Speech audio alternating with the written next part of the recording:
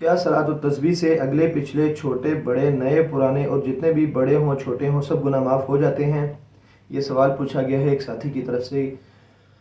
صلاۃ التسبیح بعض محدثین کی نظر میں جو ہے وہ اس سے تمام چھوٹے بڑے پوشیدہ یا جو ظاہری گناہ ہیں، پرانے گناہ ہیں، نئے گناہ ہیں، سب معاف ہو جاتے ہیں، لیکن بعض محدثین کی نظر میں ایسا نہیں ہے۔ بعض محدثین کی نظر میں یہ ہے کہ آپ جو ہے وہ اپنی باقی جو ہے وہ نیک کام بھی کرتے رہیں، نمازیں پڑھتے رہیں، زکوٰۃ دیتے رہیں، آپ فطرانے وغیرہ دیتے رہیں، نیک اعمال کریں اور تقوی اختیار کریں، اس سے ہی جو ہے وہ آپ کی خلاصی ہوگی۔ لیکن بعض محدثین کہتے ہیں کہ اگر آپ صلاۃ التسبیح پڑھتے ہیں تو اس سے آپ کے تمام گناہ معاف ہو جاتے ہیں۔